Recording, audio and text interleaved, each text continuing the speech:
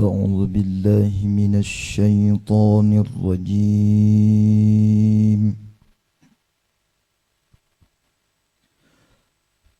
بسم الله الرحمن الرحيم.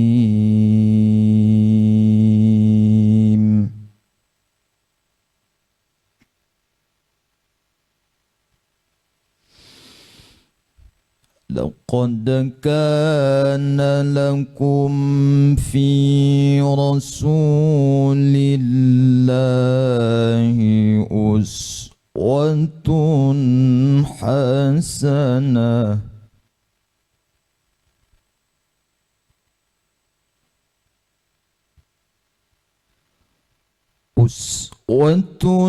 حسنة لمن كان يرجو الله واليوم الآخر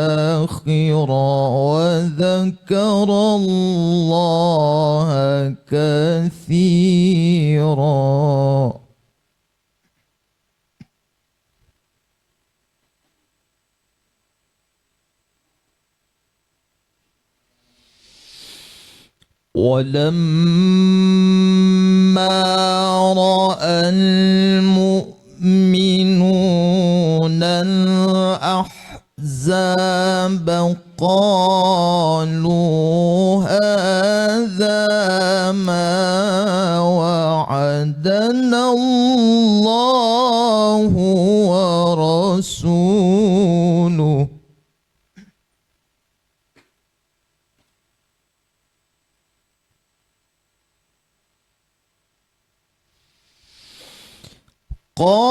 قالوا هذا ما وعدنا الله ورسوله وصدق الله ورسوله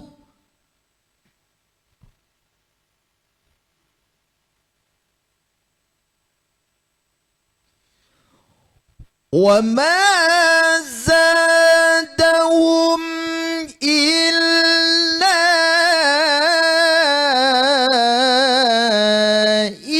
إيمانا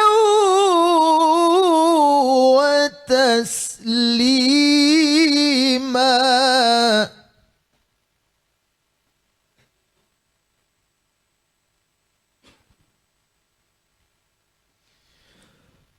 من المؤمنين رجال صدقوا ما عاهدوا الله عليه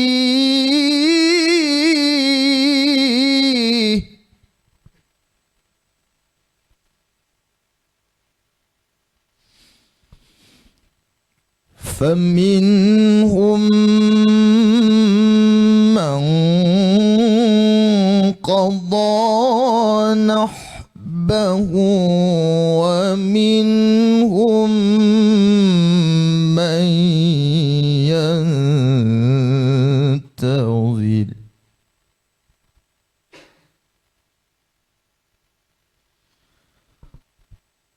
ومنهم من ينتظر وما بدلوا تبديلا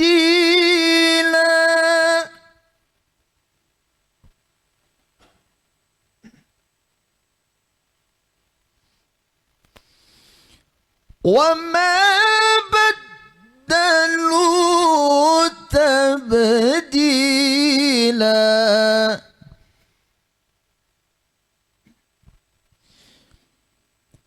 ليجزي الله الصادقين بصدقهم ويعذب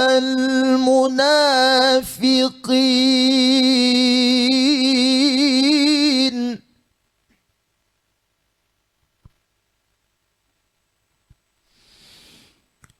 ويعذب المنافقين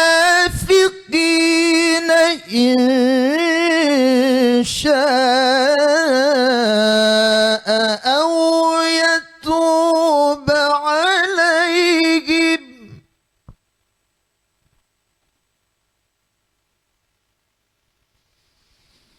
إن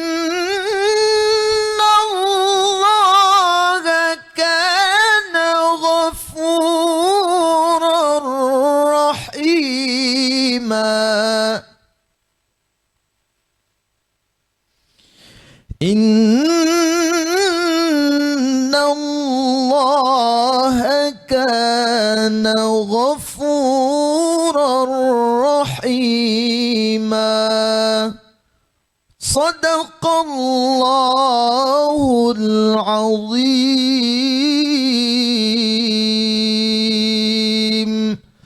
السلام عليكم ورحمة الله وبركاته.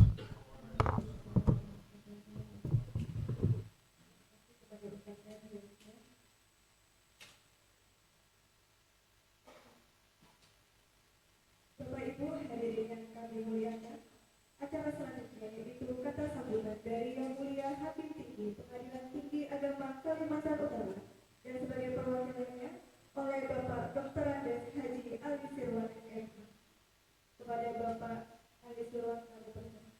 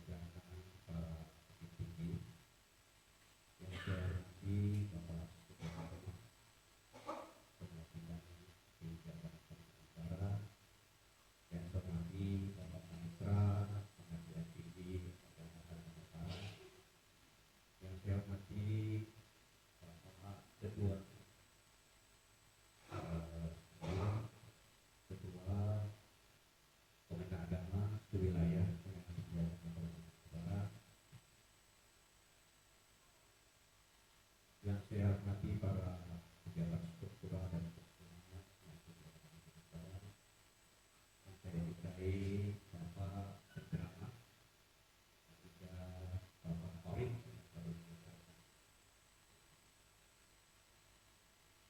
Pertama-tama marilah kita panjatkan puji dan syukur kepada Allah Subhanahu wa taala di mana pada pagi hari menjelang siang ini kita dapat berkumpul di ruang kantor Pengadilan Tinggi Agama Kalimantan Utara. Meskipun tempatnya sederhana, tapi hari ini kita merasa dekat sekali dalam acara Maulid Nabi Muhammad SAW. Kemudian salawat dan salam tidak lupa kita serahkan kepada junjungan kita Nabi Muhammad SAW, para keluarga beliau, sahabat beliau, dan kita semua yang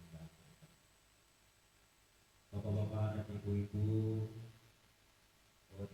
dari lupa menyampaikan, saya hormati juga Ibu Ketua Darul Mufti dan juga Bapak Ketua Kalimantan Utara.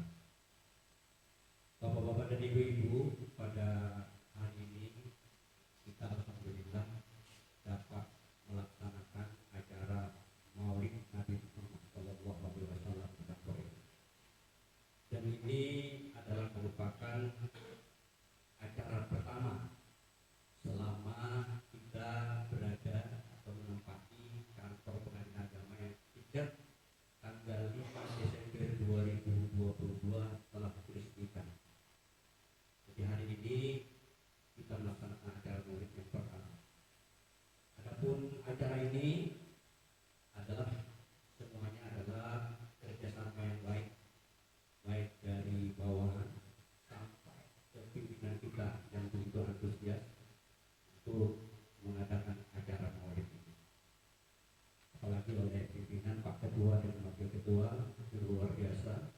Beliau menyambut acara ini sehingga acara ini bisa dilaksanakan pada hari ini. Dan mudah-mudahan acara ini nanti akan berjalan dengan lancar. Bapak-bapak dan ibu-ibu, sebagaimana terbuat disampaikan oleh Ori yang menyampaikan tadi bahwa lapor mereka melakukan rasul dinilai sesuatu hasanah dimanakan yang kedua yang berkata kepada Allah. Lapor mereka melakukan rasul dinilai sesuatu hasanah, bahwa sesungguhnya Rasulullah itu adalah merupakan sesuatu Allah yang terbaik bagi orangnya. Maka ya Rasulullah yang berharap kepada Allah dan juga raja para ulama. Dan kita di sini, semua di sini termasuk mudah-mudahan termasuk orang yang sangat mencintai, meneladani daripada Rasulullah SAW. Sehingga dengan demikian maka insya Allah mudah-mudahan kita akan mendapatkan syafaat dari Rasulullah SAW.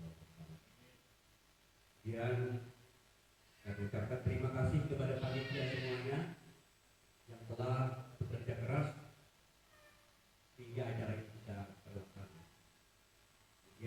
saya tidak perlu panjang lebar untuk menyampaikan sambutan hari ini, karena nanti juga akan disampaikan oleh Bapak KPTA selaku pimpinan Departemen Kegiatan Utara, dan juga nanti akan disampaikan oleh Bapak penceramah tentang hikmah daripada Maulid Nabi Muhammad SAW. Kita berharap mudah-mudahan acara ini akan memberikan makna untuk kita semua, untuk kita meneladani kehidupan Rasulullah SAW, dan contoh kehidupan Rasulullah SAW, dan itu nanti akan disampaikan oleh, akan harapkan Bapak penceramah bisa menyampaikan hikmah daripada Maulid ini, hingga kita bisa membawa mengikuti jejak daripada Rasulullah SAW. Kira-kira itu yang dapat saya sampaikan. Terima kasih. Wabillahi taufiq wal hidayah. Assalamualaikum warahmatullahi wabarakatuh.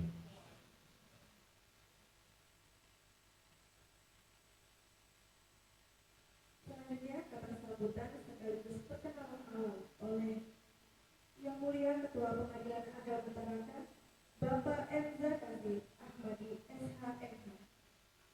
Kepada Bapak kami persilakan.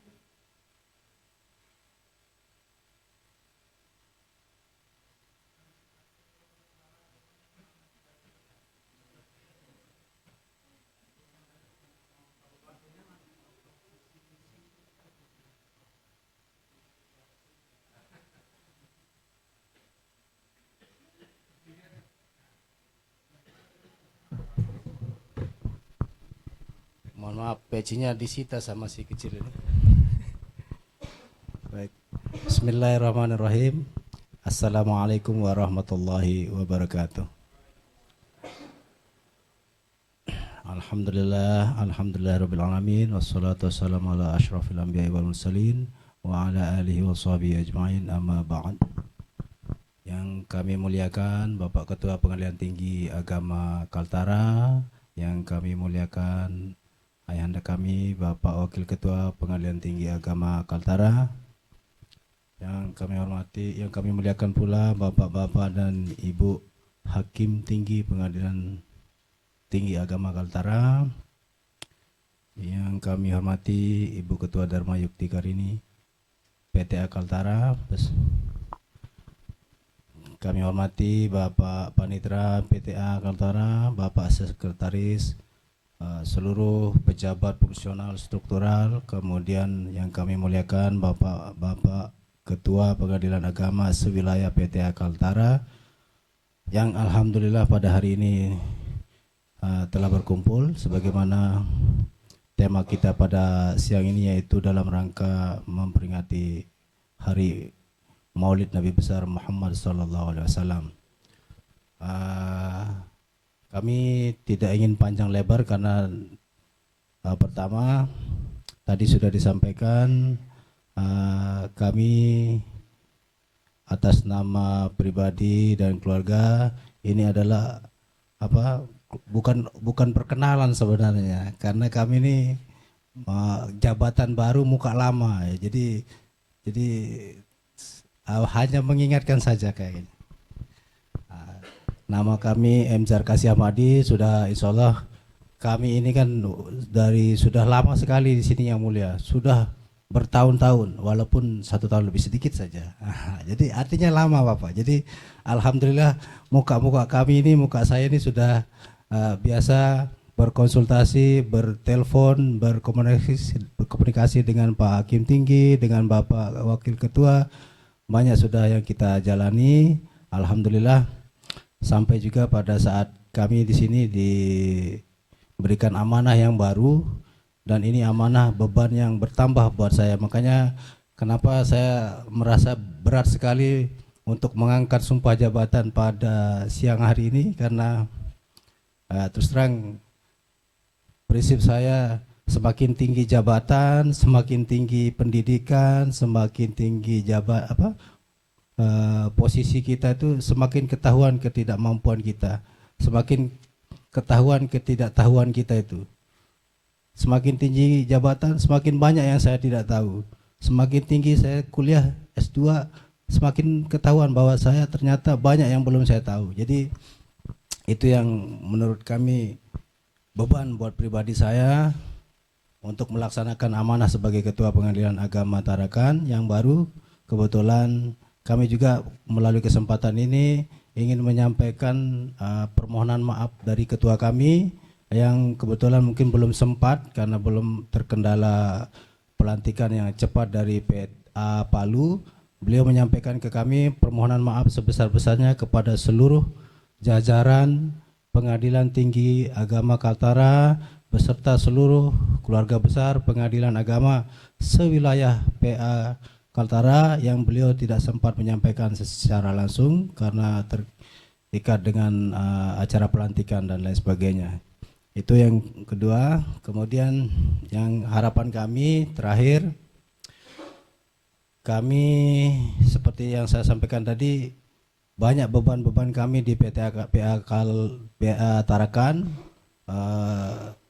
Mudah-mudahan kedepannya kami bisa memberikan sumbangsi yang lebih baik daripada Kinsatker maupun dan lain sebagainya, dan tidak lupa kami juga tetap mengharapkan Bapak Ibu Hakim Tinggi, Bapak Wakap PTA, Bapak KPTA untuk tetap memberikan kami bimbingan, karena terus terang kalau saya itu mungkin sering sekali mengganggu Ibu Hakim Tinggi dengan Pak Waka, dengan Pak Panitra, sering bertelepon bertanya karena seperti itu tadi, ketika ada masalah saya lebih baik banyak bertanya, banyak mengganggu daripada saya membuat satu kesalahan. Jadi mohon tidak bosan-bosanlah kalau kami menelpon memohon petunjuk, memohon pelajaran apa dan lain sebagainya, ya anggap saja kami anak yang belum banyak tahu.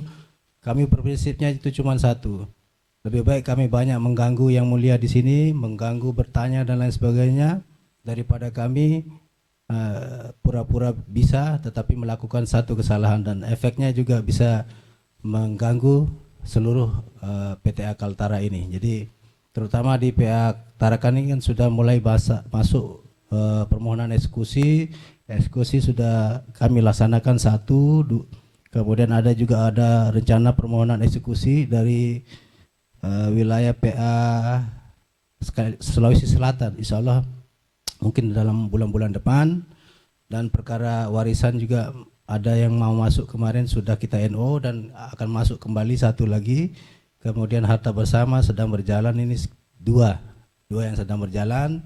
Jadi sekali lagi kami mohon ilmu, saran, hukum acara. Walaupun hukum acara itu banyak di buku, tetapi ketika di lapangan tidak bisa menyelesaikan masalah, tetap kepada jam terbang. Dan itulah yang sangat-sangat kami harapkan dari bapak kami, orang tua kami di sini, Hakim Tinggi, untuk tidak bosan-bosan kami kalau bertanya. Alhamdulillah mungkin teorinya ada di buku, tapi ketika kami di lapangan itu tidak sesuai dengan buku. Jadi tetap kami memerlukan arahan-arahan dari bapak-bapak kami yang ada di PTA Kaltara. Kemudian terakhir saya mengucapkan permohonan maaf kami apabila selama kami di PA Tarakan mungkin ada yang kurang pas pelayanan ataupun kinerja kami yang belum bisa memuaskan Bapak Ibu di tingkat banding. Mohon kami diberikan arahan untuk yang menjadi yang lebih baik kedepannya. Bagaimanapun juga kita ini kan satu keluarga PTA Kaltara. Kalau pantunnya orang ke PA Tarakan itu kan yang penting kompak. Ada pantunnya itu, ayu tinting pakai sempak. Yang penting kita kompak. Kalau kita kompak, PTA Kaltara insya Allah sejahtera. Seperti itu. Jadi itu saja mungkin dari kami. Jangan terlalu panjang lebar, nanti pengajiannya saja. Kurang lebihnya kami mohon maaf. Wabillahi taufiq wal hidayah. Wassalamualaikum warahmatullahi wabarakatuh.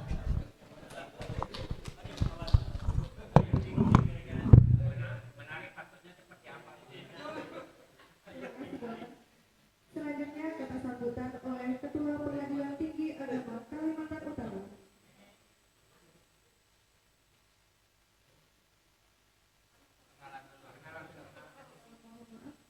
Selanjutnya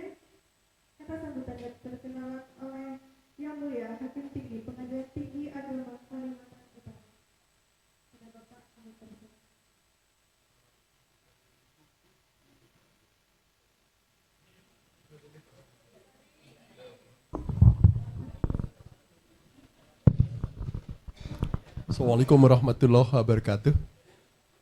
Yang mulia Pak Ketua, Pak Wakil, rekan-rekan hakim, dan seluruh pejabat struktural dan fungsional, dan seluruh tamu undangan yang kami hormati.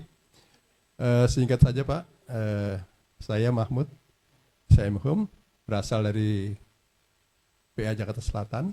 Asal saya, ibu dari Depok, dari Jawa Barat, bapak dari Kalimantan Barat, tepatnya di daerah Kabupaten Landak, yang hampir 60% itu penduduknya bersuku Dayak, ya, termasuk saya sendiri ya, bapak dari orang, kalau orang sebut saja orang Dayak Ahe, yang sebagian masuk ke Mempawah itu beragama Islam. Kalau yang ke Hulu memang umumnya Katolik. Insya Allah sesuai dengan pesan dari Badilak, ya, waktu mau ujian, Anda mungkin sebagai yang generasi baru menghadapi untuk menjadi hakim tinggi melalui ujian-ujian yang mungkin belum kami laksanakan. Insya Allah untuk selanjutnya akan seperti Anda. Begitu pesan dari direktur maupun dari Pak Dirjen. Alhamdulillah Pak, jadi setelah melalui proses panjang selama 2 bulan kurang lebih, melalui 8 tahap, bahkan ada tahap rekam jejak yang sangat mengganggu seluruh teman, seluruh anak buah, dan ketua rukun tetangga pun ditanyakan bagaimana sepak terjang calon hakim tinggi ini. Alhamdulillah saya hadir di sini setelah melalui proses, dan ini merupakan kepindahan mutasi saya yang ke-10 selama menjadi pegawai yang dulu pegawai Departemen Agama dan kemudian Mahkamah Agung. Dan ketiga yang berbatasan dengan luar. Jadi di Kalimantan Barat berbatasan dengan Sarawak, pernah di Tahuna berbatasan dengan Filipina, dan sekarang berbatasan dengan Sabah. Jadi 3 kali tempat tugas berbatasan dengan wilayah negara lain. Mohon maaf Pak, kalau kami tidak bawa apa-apa dari Jakarta. Insya Allah malah akan minta ilmu atau kebiasaan yang ada di sini. Kami akan belajar, ya. Tolong bimbingan dari Pak Ketua, Pak Wakil, dan rekan-rekan hakim. Karena lain ladang, lain belalang. Gitu. Itu saja yang saya sampaikan. Mohon maaf, bila ada kata yang salah. Dan sekali lagi kami mohon bimbingan Pak, itu aja yang terutama. Karena daerah baru. Terima kasih. Wassalamualaikum warahmatullahi wabarakatuh.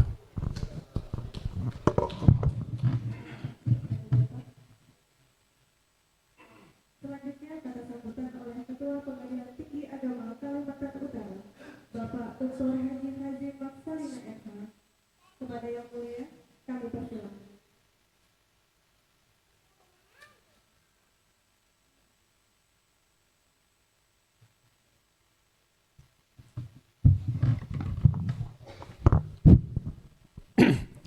Assalamualaikum warahmatullahi wabarakatuh.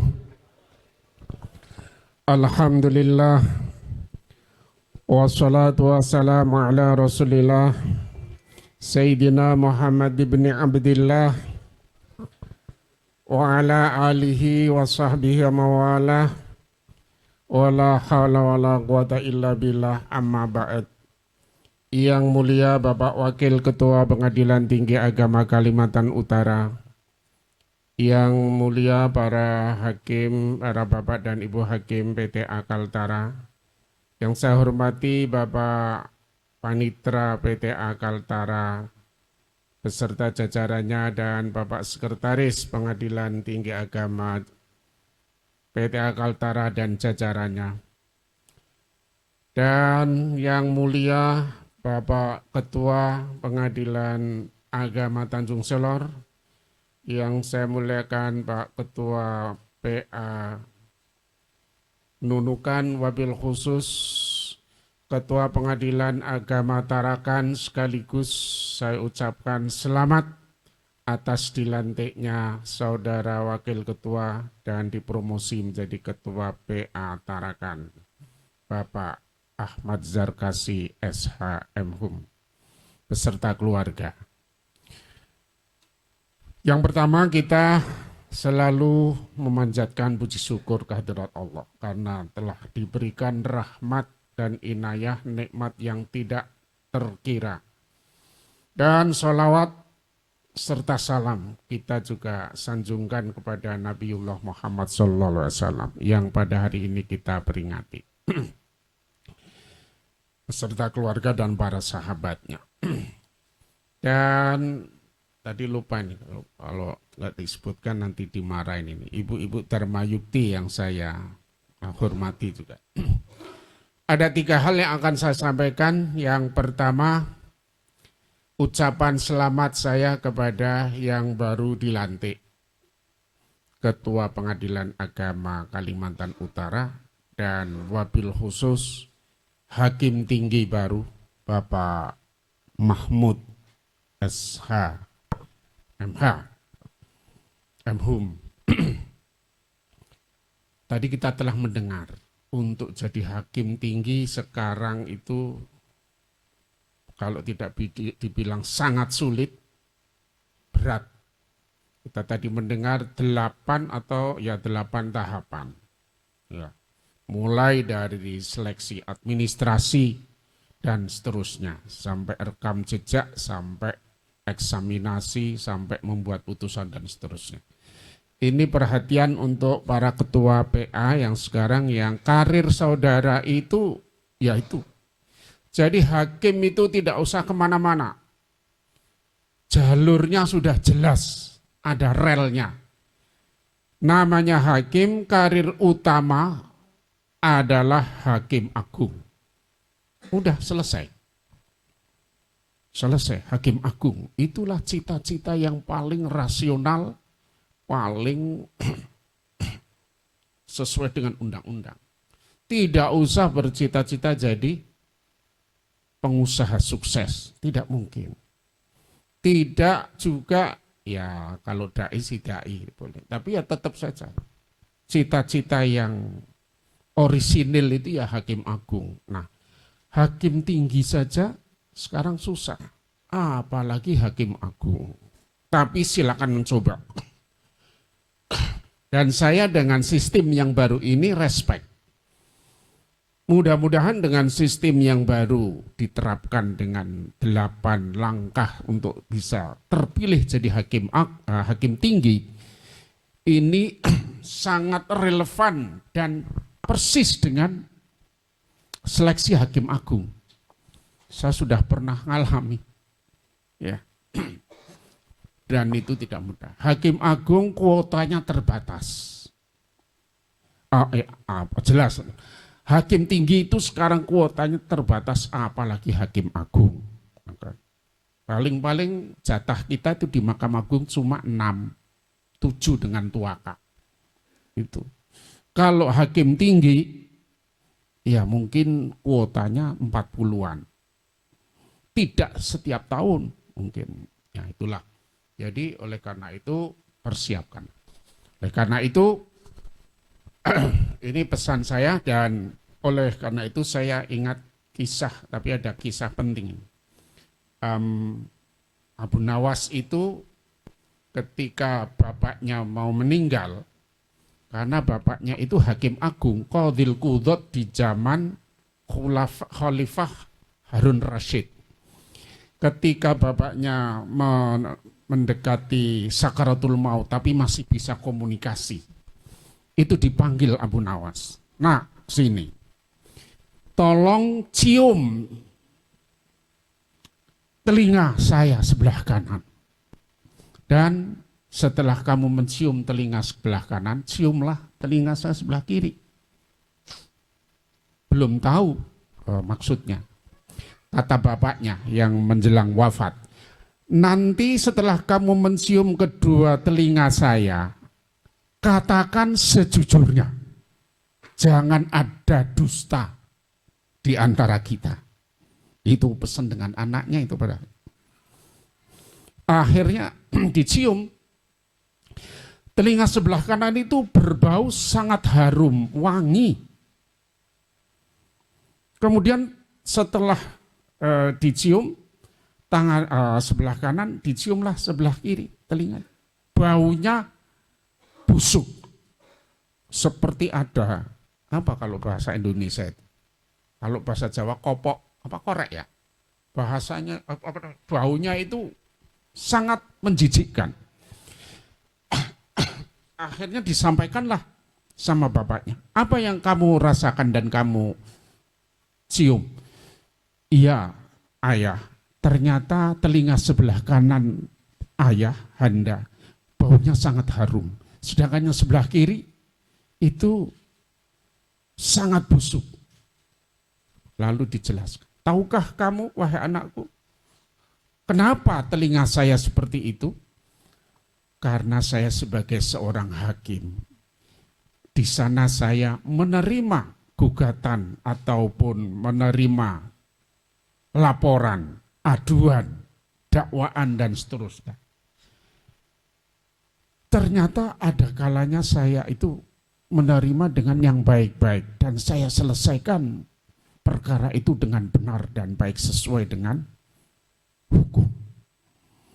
Dan yang kedua, ternyata ada kalanya yang mendakwa ataupun yang mengajukan gugatan karena orang kecil, orang yang tidak punya akses, orang yang dipandang rendahan, lalu saya menomorduakan. Itulah seperti itu. Sehingga ternyata apa yang kamu katakan seperti ini nanti kalau jadi hakim. Nah, sejak saat itulah makanya Abu Nawas tidak mau jadi hakim. Berkali-kali dipanggil Khalifah Harun Rasyid untuk menjadi hakim agung, tidak bersedia. Padahal bapaknya hakim agung dan termasuk hakim agung yang paling hebat. Toh masih demikian. Akhirnya si Abu Nawas pura-pura gila supaya tidak diangkat jadi hakim agung oleh Khalifah Harun Rasyid. Tapi karena Khalifah itu berkepentingan dan percaya pada bapaknya Abu Nawas dan Abu Nawas itu sendiri, beliau malah sering dijadikan penasehat pribadi, penasehat khusus Khalifah. Nah, yang sekarang yang kita kenal banyak di kisah-kisah itu. Nah, itulah. Itu oleh karena itu pesan untuk hakim tinggi. Jadi hakim tinggi sekarang sulit dan berarti lebih dari hakim tingkat pertama. Oleh karena itu untuk saudara Mahmud sebagai hakim tinggi, teruslah belajar. Dan semua kepada hakim yang sudah S1, belajarlah meningkatkan untuk S2. Yang sudah S2, ambillah S3. Ya, tidak ada ceritanya kita sudah tua. Itu yang kedua. Yang ketiga, terkait dengan maulid ini. Ya, kita mencoba mentradisikan untuk di kantor ini supaya ada maulid. Saya kira hal yang baik. Karena di situ isinya mauidhah yang baik. Dan kita supaya minimal bisa meneladani Rasulullah SAW. Tidak mudah. Satu saja kita ambil contoh kalau kita mau meneladani beliau. Belum tentu bisa. Atau tidak akan pernah bisa. Nah itu. Karena perlu tadzkirah, mudzakarah terus, mengingat terus. Nah, nanti akan disampaikan oleh penceramah tentunya. Kita akan mengambil hikmahnya. Nah, jadi dengan maulid ini ada sedikit kisah juga diriwayatkan oleh Ismail dari Mesir. Suatu ketika ada seorang Yahudi, keluarga itu suami istri Yahudi. Itu si istrinya tanya sama si suaminya nanya sama si istrinya, itu tetangga ngapain kok ada rame-rame begitu, ada selamatan atau ada peringatan. Kata si istri, oh tetangga kita itu mereka itu sangat farhah, sangat senang kalau datang Maulid Nabi, sehingga mereka mengadakan Maulid Nabi di rumah itu setiap tahun. secara pribadi memanggil orang ya kalau enggak sedesa ya sekampungnya begitu untuk makan bersama dan seterusnya. Singkat cerita, si istri itu malamnya mimpi yang Yahudi, mimpi rumah yang dipakai untuk muludan tadi itu didatangi para tamu banyak. Ternyata para tamu itu para sahabat, dan di sana muncul manusia yang mulia pakai sorban putih dengan wajah yang sangat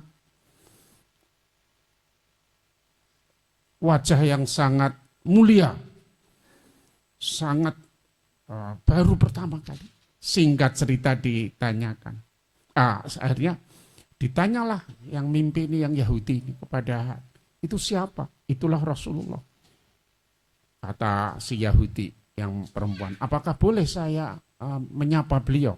Sementara saya adalah Yahudi yang merupakan musuh utama beliau.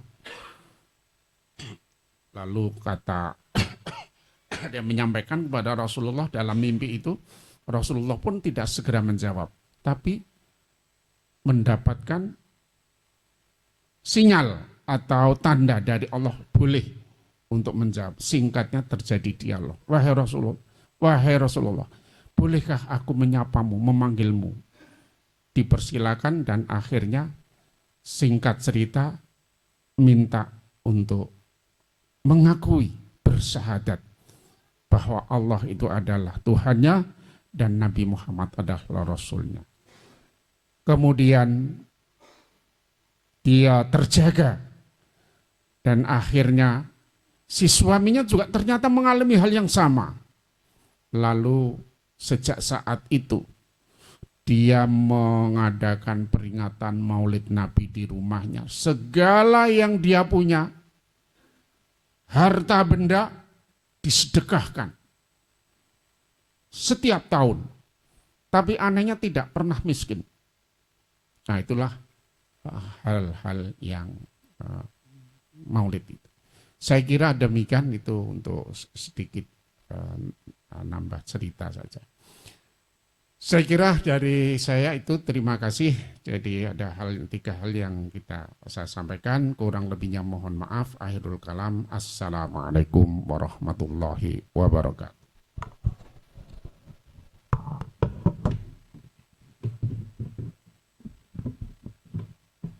Terima kasih yang mulia Ketua Pengadilan Negeri Agama Kalimantan Utara. Selanjutnya, mari kita dengarkan kembali suara indah dari Ibu-Ibu Damayuti dari Cabang Pengadilan Tinggi Agama Kalimantan Utara yang berjudul Syair Tanpa Makna.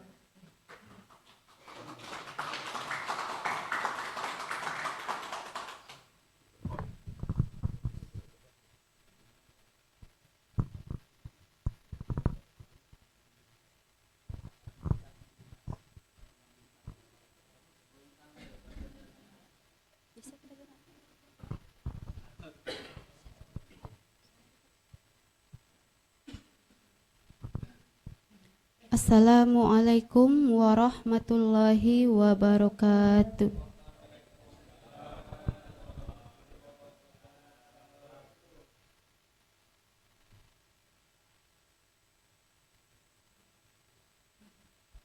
Assalamualaikum warahmatullahi wabarakatuh.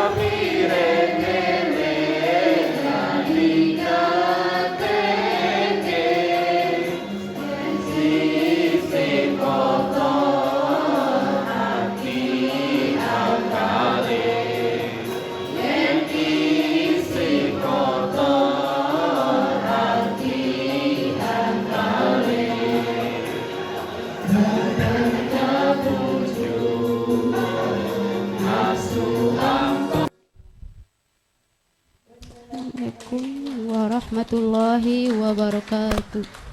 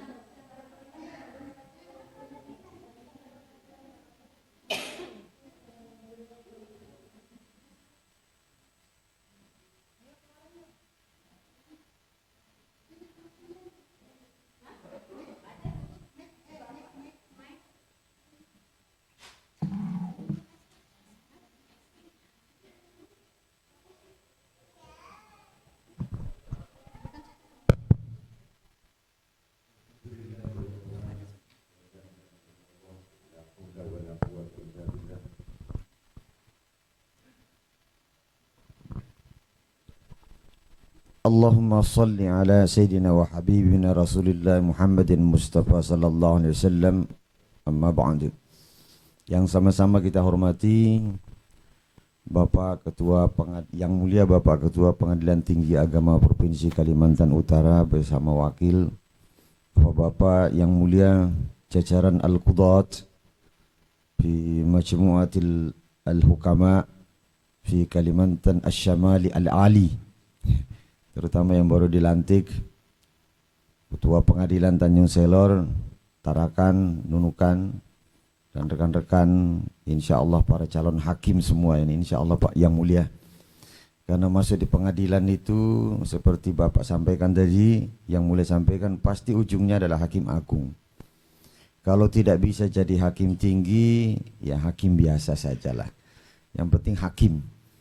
Yang tidak bisa itu, kalau saya masuk ke sini terus jadi hakim, paling-paling dihakimi, ya kan gitu. Ya paling-paling ntar dihakimi.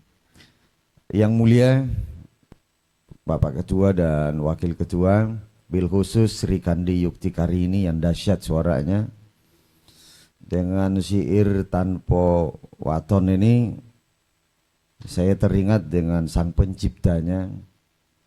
Tapi saya bukan Gus Durian, saya cuma teringat dengan penciptanya yang maha dahsyat pemikirannya, dimensi futuristik. Umat yang paling besar di dunia itu, umat Islam maksud saya, itu ada di bumi pertiwi, ada di sini, ada di Republik ini. Meskipun kalau kita mau jujur, di antara sekian banyak umat yang terbentang, yang menjadi pengikut Rasulullah, umat yang paling unik itu Indonesia. Saking cintanya kepada Nabi, itu bahasanya beragam.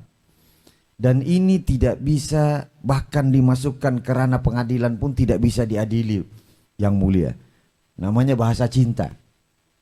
Kalau umumnya di negara barat mengatakan I love you, kemudian terakhir terjadi deviasi, crossing, makna, interpretasi. I love you mungkin bagi orang yang sedang kasmaran itu umum. Ana uhibbuka, fall in love. Tapi kalau I love you bagi seorang orang yang betul-betul memiliki keutuhan keluarga, mawaddah warahmah, kemudian sakinah. Kalau selama ini izin orang mengatakan sakinah, mawaddah warahmah. Kalau saya balik, mawaddah dulu, baru rahmah. Setelah mawaddah dan rahmah terlahir sakinah, ketenangan. Jadi kemudian itu, ketika keluar rumah misalnya mereka mengatakan I love you. Si istri mengatakan I love you. I love you itu maksudnya bukan lagi aku cinta kamu, tapi dia mengatakan selamat jalan pangeranku, cepat kembali dan jangan lupa setoran, kan begitu.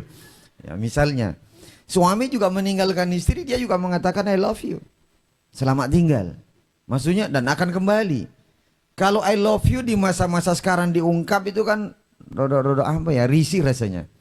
Kalau kita pulang kantor apalagi udah punya cucu, lalu mengatakan I love you baby, Anda pantas banget. Tapi kata I love you ini sejatinya itu maknanya luas. Sama dengan yang saya katakan tadi ini di awal. Orang yang cinta kepada Kanjeng Rasulullah SAW interpretasinya banyak. Dulu di zaman tabi'in awal, sebelum ada namanya Al-Barzanji, yang dikarang oleh seorang pemuda bernama Ja'far dari kampung Barzanja, Dulu juga ada namanya Diyaul Lami. Di sana juga ada namanya Syarful Anam. Di sana juga ada namanya Qasidah Burdah. Dan berbagai bentuk syair, berbagai bentuk kata-kata mutiara yang mengagungkan Rasulullah sallallahu alaihi wasallam. Orang jatuh cinta, Pak. Seperti yang mulia Bapak Ketua Pengadilan tadi mendeklarasikan, mudah-mudahan ini awal dan seterusnya ada peringatan Maulid. Ini kan pertama kali. Ini jadi monumen dan akan menjadi sejarah yang akan dikenang. Kan seperti itu. Jadi orang cinta kepada Rasul, yang mulia begitu cintanya kepada Nabi, dia usulkan ini. Orang lain yang cinta kepada Nabi beragam ekspresi kecintaan itu. Ada orang cinta kepada Nabi mengadakan tausiah, mau'idatul hasanah. Ada orang cinta kepada Nabi mengadakan lomba kasidah. Ada orang cinta kepada Nabi bahkan lomba domino. Aneh juga ini ekspresi kecintaan. Dan itu kayaknya cuma ada di Kaltara. Prestasi juga ini. Jarak antara Mekah, tempat lahirnya mendiang Kanjeng Rasulullah, dengan Indonesia, kalau kita buka Wikipedia dan kita flashback di beberapa, waktu saya belajar di sana itu hanya sekitar sekitar 7.000. Yang saya dapatkan dari dosen-dosen saya itu mengatakan jarak Indonesia ma baina bi buladikum Indonesia wa nahnu huna hawalai 70.000, sekitar 7.000 kilo. Tapi kalau kita buka Wikipedia, Mekah dengan Jakarta itu jaraknya 8.388 kilometer. Saking jauhnya, wajar kalau bahasa cinta Nabi Muhammad dengan aslinya di sana itu beda, Pak. Izin. Dulu Nabi Muhammad itu datang membawa Al-Quran 30 juz. Karena jarak Indonesia dengan Mekah begitu jauh, orang Indonesia saking cintanya kepada Nabi Muhammad tidak dapat 30 juz, cuma dapat juz 30. Yang penting ada 30-nya, Bu. Dulu Nabi Muhammad datang mengantarkan sejarah Islam ini 5 kali sehari semalam orang sholat. Di Indonesia saking saking jauhnya, terbatas kemampuan ngajinya, terbatas kemampuan ilmunya, pendidikan madrasahnya juga mungkin terbatas. Ya syukur-syukur cuma sholat 2 kali setahun, Idul Fitri sama Idul Adha. Padahal Nabi perintahkan 5 kali sholat. Ada malah yang unik, Al-Quran turun 30 juz, dapatnya cuma surah Yasin. Naik rumah baca Yasin, buka pengajian taklim Yasin, golek rezeki Yasin, ninggal Yasin, serba Yasin. Syukur dia tidak tetangga dengan Pak Yasin. Saya tidak menginterpretasi lebih jauh. Saya cuma ingin menggambarkan bahwa betapa bangsa kita ini saking cintanya kepada Rasul dengan strata dan kemampuan yang ada berbeda dalam mengaktualisasikan diri. Di Indonesia, Bapak Ibu, izin yang mulia, kalau mau cari yang namanya orang paling hebat, itu ada di Republik ini. Dedengkotnya profesor doktor, hafal hadis, hafal Quran di Indonesia ada. Siapa yang tidak kenal dengan Syekh Al-Bantani? Syekh An-Nawawi Al-Bantani. Beliau itu orang Banten, asli Banten, lama di Mekah, 20-an tahun di Mekah, ngajari para imam di Mekah. Siapa yang tidak kenal dengan Munawwar Khalil yang membuat sejarah tentang Sirah Nabawi yang terdiri dari 8 jilid itu, 8 juz. Karangannya monumen sampai ke dunia internasional, menggeser dan menggusur para ahli tafsir bahkan. Banyak orang-orang tinggi kita. Ketika kita buka makam Baqi misalnya, di samping di samping Masjid Madinatul Munawwarah, ketika akan ada perluasan area Masjidil Nabawi, demikian juga di Masjidil Haram, perluasan area tanah suci, pembatasan wilayah-wilayah tanah haram, semua makam-makam dibuka itu, di atas 70% itu makam orang Indonesia yang keramat.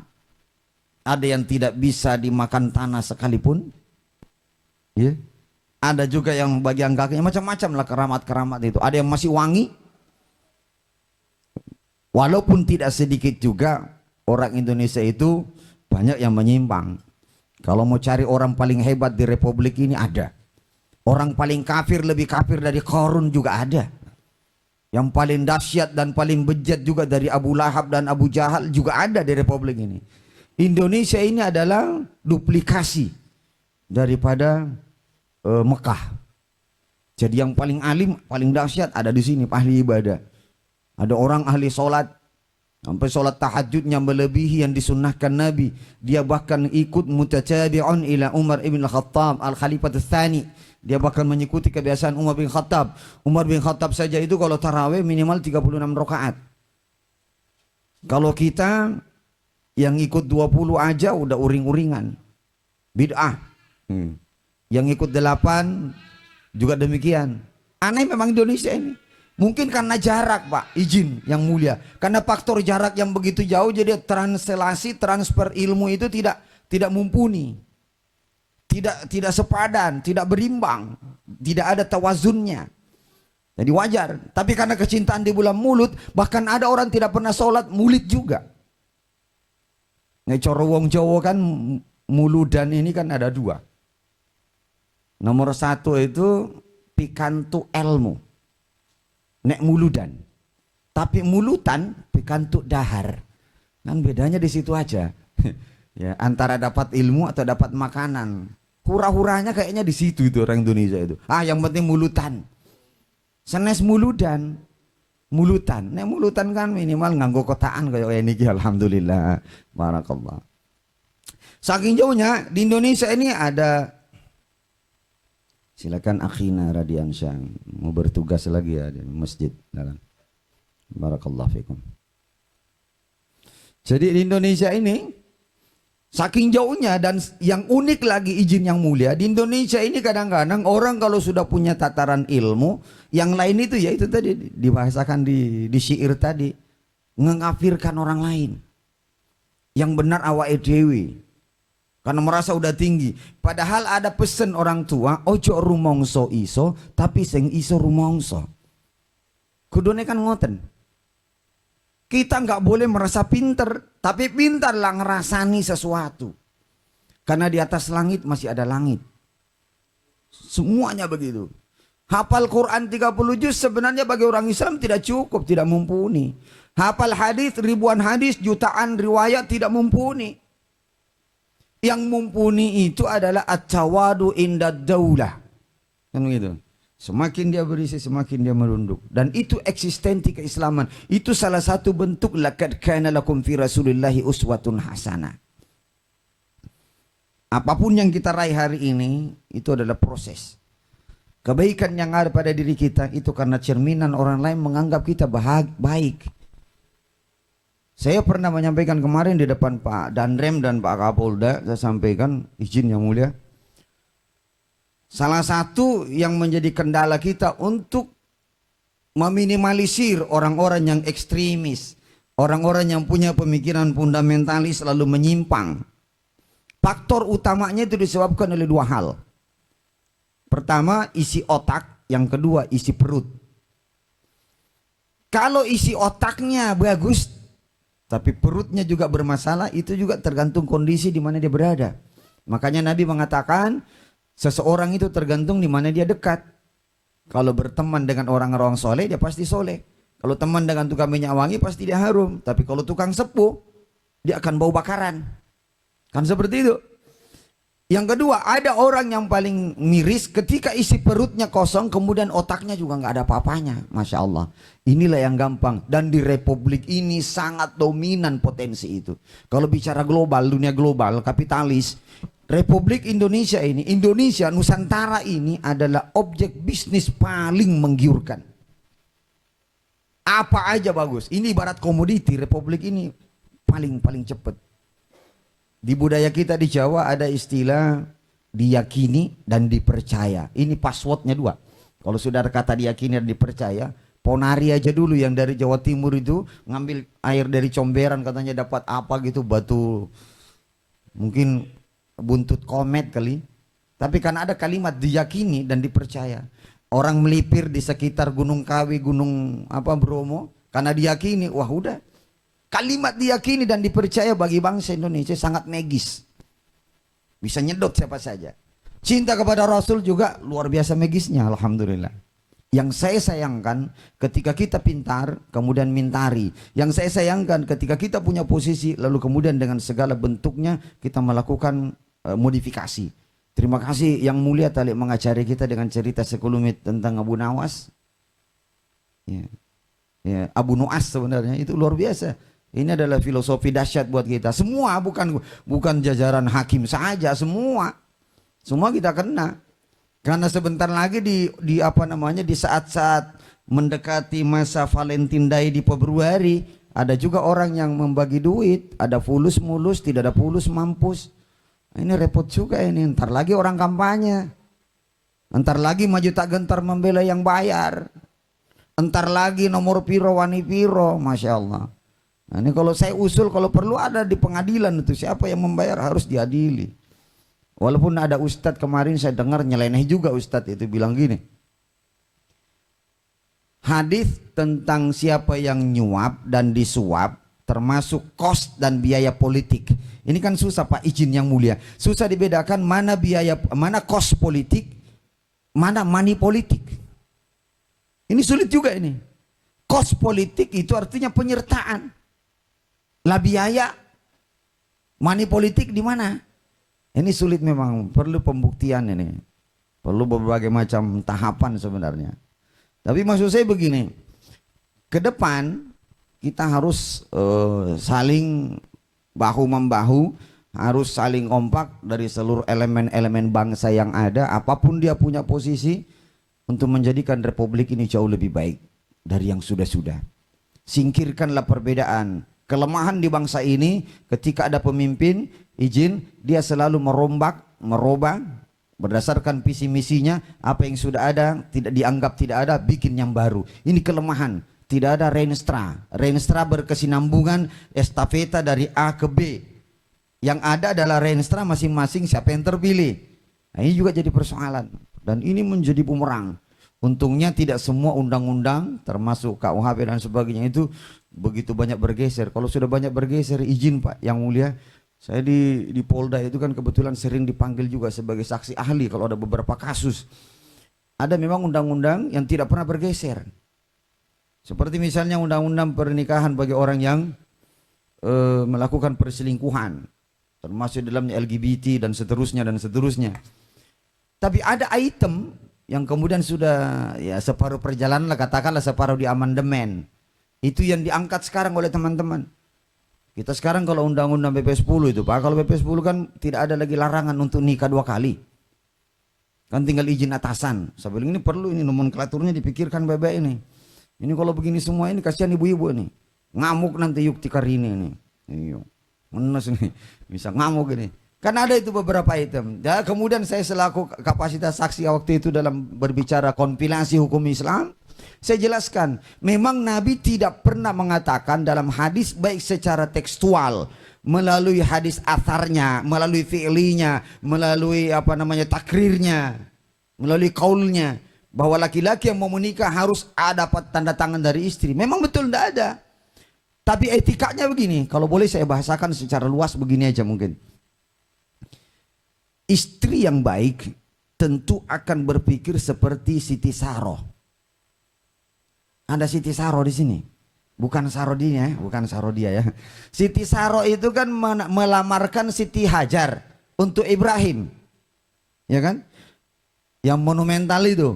Kalau ada di antara bapak-bapak mungkin termasuk hakim dan ketua mungkin mohon maaf. Ya. Kalau memang dia sudah mampu menjati dirinya itu sudah model kayak Ibrahim alaihissalam, sah bagi dia untuk menuntut istri agar dicarikan Siti Hajar. Tapi kalau dalam dirinya tidak ada tampilan wajah Ibrahim, miripnya cuma Yohanes, yo nggak bisa, ya kan? Di sini ada juga Ibrahim nih. Ibrahimnya ada 2. Kalau Ibrahim sebelah jembatan itu namanya Bram di Celerai. Kalau Ibrahim di belakang pasar induk namanya Bure. Ibrahim juga itu, ya kan? Yang maksud saya gini, kalau ada laki-laki memang, saya sampai istri saya bilang, kalau saya memang berperawakan Ibrahim, wajib Anda mencarikan saya Siti Hajar. Tapi kalau saya tidak bisa bercermin seperti Ibrahim, jangankan cari Siti Hajar, kau siapkan aja 57, balokin saya, hajar saya. Ya, kan gitu. Jadi maksud saya begini, yang terpenting bagi kita sebenarnya bagaimana seiring sih. Kan itu intinya. Tidak ada laki-laki di dunia ini, maaf ibu-ibu, yang tidak mau poligami. Termasuk saya. Iya. Enggak, saya mau jujur aja Bu, sebentar. Ini Al-Quran yang bicara.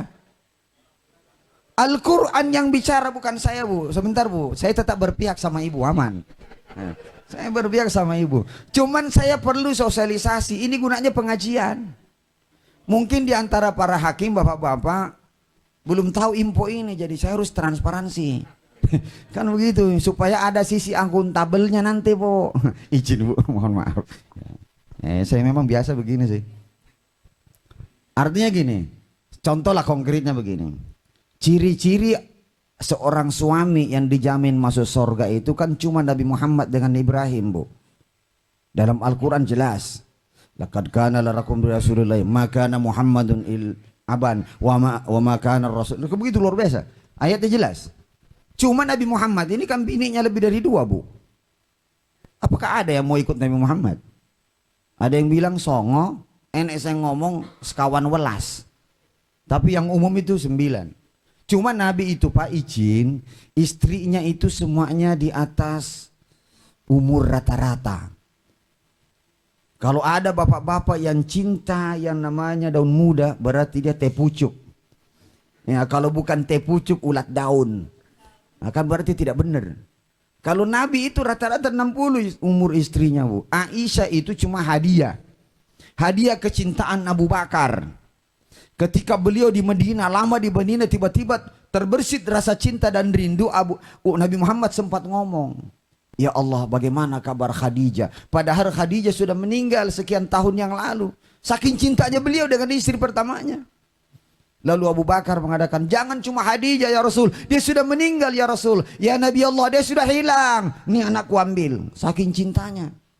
Jadi bukan karena keinginan Rasul. Ya. Umar juga bilang begitu. Ngapain ngambil Aisyah? Ada Hafsah. Kan saking cintanya. Sahabat dia Muhajirin pergi ke Madinah, sahabat Muhajirin di Madinah, begitu Ansor datang dihadiahin. Itu kecintaan. Makanya ada orang saking cintanya kepada Nabi rela berkorban berak-rak telur demi cinta Nabi walaupun dia tidak pernah sholat. Ada itu saking cintanya. Karena cinta ini sesuatu yang susah dibantahkan, bahasanya beragam. Anta syamsun, anta badrun, engkau bagaikan matahari, engkau bagaikan rembulan. Orang jatuh cinta. Orang yang kasmaran di Tugu Cinta Damai ketemu dengan Rondo.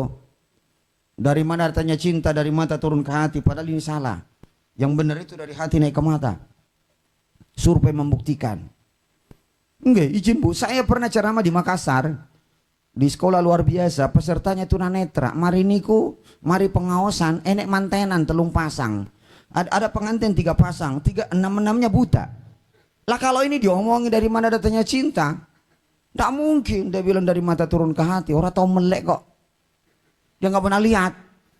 Lagian ini sudah dilegitimasi oleh Jamal Mirdad dan Lydia Kando. Kalau sudah jatuh cinta, ulat Jawa rasa coklat. Jadi kalau ada orang cinta karena mata saja, di antara kita mungkin di sekitar sana, ada yang cintanya karena mata saja. Itulah kadang sering keluar janji ndak karuan. Iya kan? Engkau bagaikan apa? Ya dibagaikan-bagaikan lah. Ada maunya. Perempuan juga harus tegar. Perempuan juga harus tegar, tidak boleh sembarangan. Karena Islam mengajarkan. Kalau Al-Quran itu mendeskripsikan, misalnya di surah Ali Imran ayat 14 surah ketiga. Zuyyina lin-nasi hubbus syahawati minan nisa'i wal banin wal qanatiril muqantarati minaz zahabi wal fiddah. Sudah jelas bahwa hiasan laki-laki itu kelemahannya di mata. Dia itu tahta, harta, wanita dan segala aksesorinya. Bukan laki-laki kalau tidak mata keranjang Bu. Karena laki-laki memang wadahnya kehidupan, keranjang namanya. Supaya suami Bu, supaya pasangan Yukti Karini ini tidak macam-macam, supaya keranjangnya nggak sembarang diambil di jalan. Ibu secara kontekstual harus memahami agar mata bapak-bapak ini tidak keranjang, tidak macam-macam. Jaga penampilan di rumah. Itu pesan Rasul. Mohon maaf, banyak ibu-ibu itu, saya jujur saja Bu, saya jujur saja, kalau di kampung saya Bu, banyak ibu-ibu itu tidak punya penampilan bagus kalau sudah di rumah. Dan perlu dicatat, kampung saya itu namanya Kalimantan Utara. Iya. Kampung saya Kalimantan Utara Bu. Itu banyak ibu-ibu Bu, ada malah yang gantung dia punya jilbab di sini, nggak pakai jilbab di rumah, begitu ada lelek sayur datang sambil nari, tarik jilbab sambil pasang, nari ke jalan. Seharusnya Bu, di rumah itu ibu yang punya alat kosmetik, entah itu paling rendahnya mungkin Kelly, naik dikit Citra, naik dikit Sari Bengkoang, naik sedikit Wardah atau apa ya. Saya hafal Bu, karena istri saya kebenaran perempuan juga. Ya gitu. Itu dipakai di rumah bukan di luar. Ini kadang-kadang ibu-ibu selapanan, kenduren, yasinan, nggowo kui pakai nggak karuan. Begitu di rumah nggak pakai. Bahkan pagi sampai subuh lupa mandi. Sampai zuhur lupa mandi. Baju yang dipakai itu sebelah kiri gini nah, ngangkat sebelah kiri hangkang, setrikaan ndak jelas. Ya, daster malah ya. Kalau daster bagus aja sih Bu. Sesuai kondisi, tergantung bapaknya lagi. Yang masalah gitu pada umumnya. Saya sudah punya mantu 2. Pertama mantu saya itu orang Palu, saya tegur. Nak, tampilan di rumah ndak boleh begini. Terus gimana Bah? Berikanlah penampilan yang terindah buat lakimu. Jadi ketika itu tasarrat ainaik, dia wajahnya sumringah, pandangannya seneng, dia tidak akan melihat yang lain. Salah dewe kalau ada suami mata keranjang, berarti di rumah tidak disiapkan baskom. Ya kan gitu. Itu dia. Mohon maaf kalau bahasa saya tidak akademik ya. Ya namanya bahasa dai memang beginilah. Amburadul, nanti gado-gadonya kan enak Bu kalau dicampur. Jadi gini maksud saya, untuk saling ini, ibu-ibu itu harus menjaga suaminya. Jangan-jangan ibu jajaran Dharma Yukti ini sudah tidak pernah lagi masangkan dasi ini. Kalau laki berangkat. Jangan-jangan aja Bu, saya cuma bicara jangan-jangan. Karena saya lihat tadi ada dasi bapaknya itu masih miring kok gitu. Ini khawatirnya nggak, apalagi kalau buru-buru sudah mau dilantik gitu kan. Harusnya kan ibu pasangkan gitu. Sudah dipasangkan, bisiklah kalimat yang paling indah. Ya. Takbirkah? Kalau ada suami Bu yang mau nyelain, nah ini Bu, ini rahasia kita Bu nih. Tapi ibu-ibu aja ya Bu, Yukti aja, nggak usah kasih tahu bapaknya. Kalau supaya suami itu nggak macam-macam, pada saat dia tidur satu bacakan inna anzalnahu. Tapi ibu harus pertama ibu harus sikat gigi dulu, jaga penampilan, habis makan pete, nggak selesai tuh. Bapaknya bangun bisa pingsan malah. Inna anzalnahu. Yang kedua subhanallah wa bihamdihi subhanallahil adzim astagfirullah. Itu. Kalau ini tidak berfungsi dengan maksimal, berarti yang harus berubah itu ibu, bukan bapak. Karena laki-laki ini ada filosofinya. Laki-laki itu kalau tidak liku-liku tidak akan laku-laku. Nah, makanya laki-laki wajar. Saya pernah ketemu Ibu Gub ketika kunjungan PKK ke apa namanya? Ke Lombok, Nusa Tenggara ya. Di situ kan ada Bu pengelolaan sampah. Terus Ibu Rahma itu ngelihat ada gambar buaya dan ada tulisan The man is crocodile. Jadi laki-laki itu buaya. Ibu itu manggil saya. Kebetulan saya di Pokja 1. Ustadz, apakah benar semua laki-laki buaya? Bu, jangan tanya saya. Silakan Bapak kembali tanyain Zainal Paliwang. Saya bilang begitu. Tapi oke lah Bu, kalau memang ibu yakin bahwa saya yakin kok, mantu saya juga dulu begitu. Iya oke. Kalau semua laki-laki buaya, perlu ibu ketahui tidak mungkin buaya itu cuma jantan, harus ada betinanya. Berarti semua yang hadir buaya juga ini. Tergantung dari mana kan? Ya, Masya Allah. Allahumma salli ala Muhammad. Sallu ala Nabi Muhammad. Masya Allah. Jadi maksud saya kemudian begini, umat Islam ini beragam, orang yang paling hebat itu di Indonesia. Bahkan kadang tidak ditemukan di sunnah Nabi, orang Indonesia inovasi. Orang Indonesia kreatif. Dan orang Indonesia itu menurut orang-orang di Semenanjung sana, di Timur Tengah, yang memiliki daya fikat dan cinta Rasul yang begitu dalam, bangsamu itu, mereka bilang begini, bangsamu itu bangsa yang tinggi kreativitasnya. Saking tingginya kreativitasnya, ada kreativitas yang dimiliki hanya oleh orang Indonesia, tidak dimiliki bangsa lain. Apa itu? Kelahi sama teman sendiri. Itu katanya tuh. Di Indonesia itu ada itu, kelahi sama teman sendiri. Beda dikit nyenggol, beda dikit nyenggol. Orang Indonesia memang begitu, Pak. Kalau kita ke Singapura misalnya, di Singapura itu sampah-sampah berserakan, mulai dari puntung rokok, tutup botol aqua, plastik-plastik nggak ada, Pak. Apalagi dari jalanan-jalanan utama nggak ada. Polisi juga tidak ada seperti mereka baris setiap hari, nggak ada. Saya 4 hari di sana nggak ada. Tetapi orang Indonesia saya salut. Begitu masuk ke negara lain taatnya minta ampun, melebihi ketaatan orang di sono. Begitu pulang mulai deh. Nonton rokok sambil jalan buang. Tung. Kan ada katanya petugas tuh yang jubah kuning. Ya kan? Dia ngandalkan petugas kebersihan. Nah sekarang sekecil-kecil iman kata Nabi sallallahu alaihi wasallam, iman Islam yang paling kecil itu adalah dia taat pada dirinya sendiri. Dalam artian aksentuasi dirinya itu, akselerasi apa yang dia punyai, hidayah ke apa, dia laksanakan sesuai dengan kemampuan di lingkungan di mana kullukum ra'in wa kullukum mas'ulun an ra'iyya, kan begitu. Saya izin yang mulia, saya sengaja tidak banyak mengeluarkan hadis dan ayat karena di sini semua pakarnya. Tidak mungkin saya menggarami laut, apalagi mengajari itik berenang, kan nggak mungkin. Yang sekira-kira itu belum ada di sini, itulah yang saya sisipin. Ini aura-aura, apalagi mahkamal ali, namanya hakim tinggi itu, dahsyat yang mulia. Ini orang-orang hebat semua. Ya. Saya cuma mengingatkan diri saya dan kita semua, walaupun jarak bentangan kita ke Mekah itu begitu jauh, tolonglah di dalam perbedaan itu harus kita saling memahami. Kan ada namanya ta'awun, ada namanya tawazun, ada namanya takaful, ada namanya apa macam-macam lah di antara kita ini. Jangan selisih pendapat. Karena kebenaran itu selain di mata hukum itu nisbi.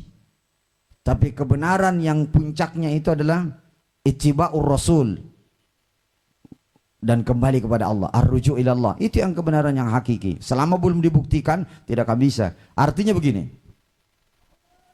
Supaya mengikuti kebenaran yang ada dan kemampuan kita yang nisbi itu, pahami orang lain, jangan hanya ingin dipahami.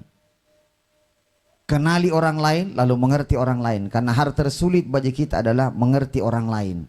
Selama ini kita aja yang ingin dimengerti. Saya kasih contoh, saya waktu di Samarinda, kemudian di Gang Soponyono, pindah ke Gang Padaelok, pernah tinggal berdampingan dengan orang Katolik, orang Hindu.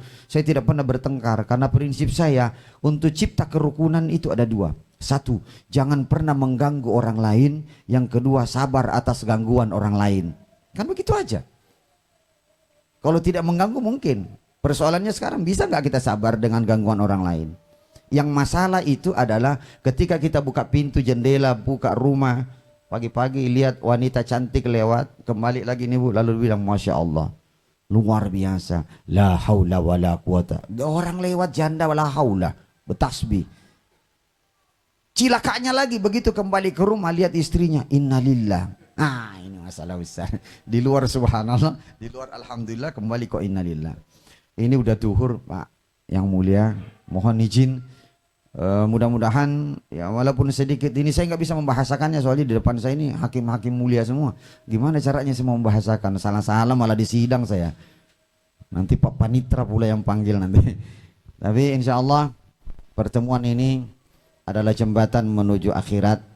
Silaturahmi ini adalah wasilah untuk mengangkat derajat kita. Saya yakin dan percaya kita semua adalah insan-insan yang secara kolegial, secara kolektivitas memiliki niat yang baik untuk membangun Kalimantan Utara. Selamat datang Pak Hakim. Memang jauh Kalbar itu ke sini, tidak dekat dari Jakarta ke sini. Tapi rutenya memang kalau mau ke Jakarta, mau ke Kalbar biasanya lewat Jakarta Pak. Karena berkali-kali saya juga itu ke Kalbar. Kebetulan ada kakak saya di samping pelabuhan Supadio, itu harus lewat Jakarta dulu rutenya. Itulah iramanya seperti itu. Maksud saya begini, tidak semua yang kita lihat itu itulah yang ada, tapi kadang-kadang yang kita lihat beda dengan isinya. Maksud saya kalau Bapak merasa sepi di sini, ya di Jakarta kan rame Pak. Izin, mobil banyak, apa banyak, tapi ada persamaan Pak terkait dengan jembatan. Kalau di Jakarta itu tidak ada sungai, banyak jembatan. Kalau di Kalimantan Utara banyak sungai, jembatannya tidak ada Pak. Nah, itu terkait dengan jembatan. Tapi apapun itu, mari kita memaklumi tempat tugas adalah ladang beribadah. Saya dan istri pertama masuk Kalimantan Utara, 3 bulan istri saya mata. Saya dianggap laki-laki tidak bertanggung jawab. Tapi saya bilang, Nabi kurang apa? Kalau mau cinta Nabi, kalau mau cinta dakwah, hidupmu lurus-lurus saja. Siapa yang mencintai Nabi dan hidupnya enak-enak aja, nanjak betul, luar biasa, tidak ada kelok-kelok, tidak ada penurunan, tidak pernah terhempas oleh badai, dia itu bukan umat Muhammad. Mungkin dia ngefans saja, bukan umat. Karena pejuang itu harus menghadapi tantangan. Layang-layang hanya naik karena diterpa oleh badai. Semakin rindang pohon, semakin matang buahnya, semakin banyak saripatinya, semakin banyak orang-orang melempari, entah pakai kayu, gumpalan tanah, batu dan sebagainya. Itulah kita, tapi tugas kita tetap memberi buah. Terima kasih. Assalamualaikum warahmatullahi wabarakatuh.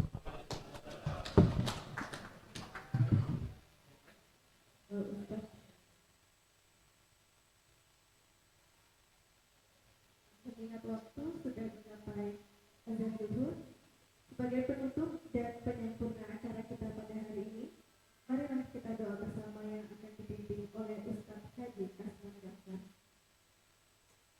Satu bapak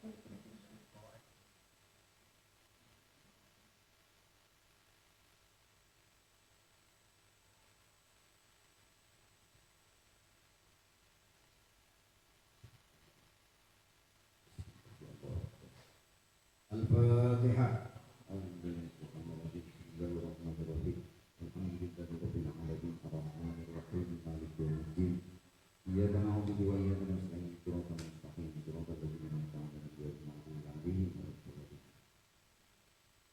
Bismillahirrahmanirrahim. Alhamdulillahirabbil alamin wal 'aqibatu lil muttaqin wa la udwana illa 'alal zalimin.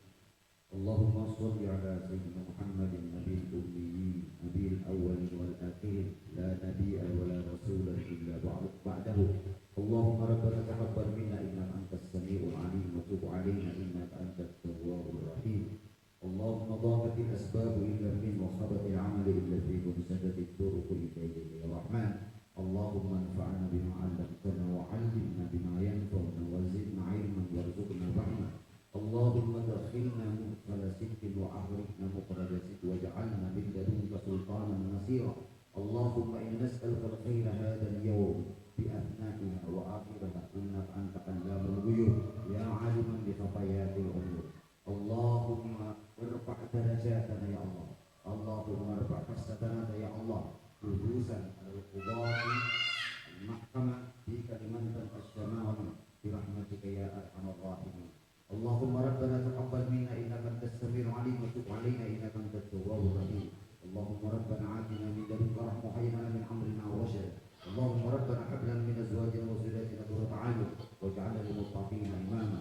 Rabbana atina fid dunya hasanah wa fil akhirati hasanah wa qina adzabannar walhamdulillahi rabbil alamin. Taqabbalallahu minkum.